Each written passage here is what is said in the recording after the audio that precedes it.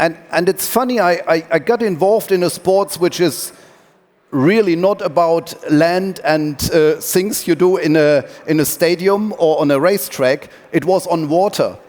And you might see I have a shirt on which says SailGP Team Germany. And the reason is I'm very much involved now in sailing. And SailGP is like the Formula One on water.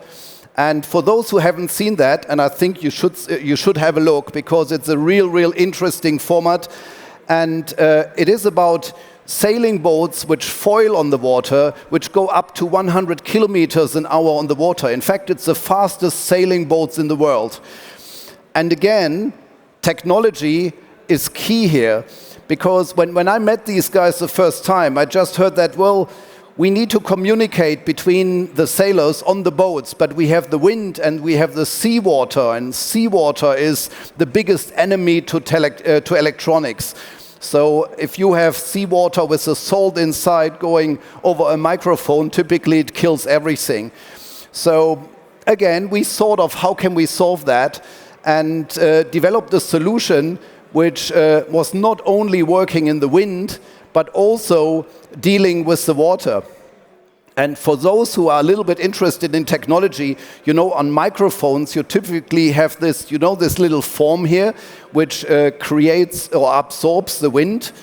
But if I put water on this now, then basically it would only sound like ooh, ooh, you wouldn't be able to hear me anymore.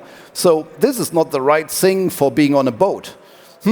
So we developed a windscreen which was good enough to absorb the wind, but then if a wave comes above me, the water drops off, and I could even fall into the water and go up again and speak immediately.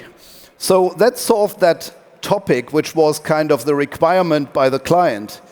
But I said, guys, if we do that, why don't we go a step further and do an interview straight away after, let's say, the winner goes through the finish line. And so we did, because the audio quality was good enough. We had the connections anyway. And now you see that the emotions you get from sailors who just won a race, and you get that seconds after they go through the finish line, there you really catch the emotions. And that, in my mind, makes the difference.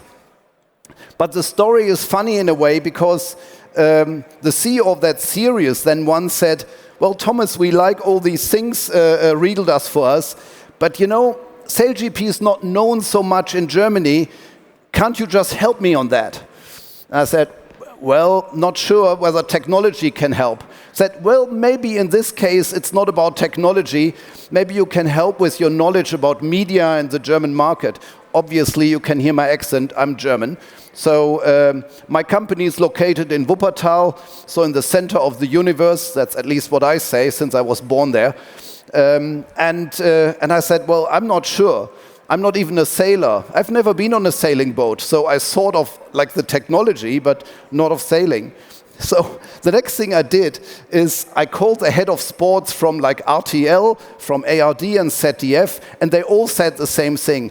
Oh, well, sailing is as interesting as table tennis. Well, I said, table tennis is great, but that wasn't what he meant. Basically, they all wanted to say, yeah, it's a niche. In Germany, people are only interested in soccer, and that's about it. And I said, okay, I got it. I need to do something else.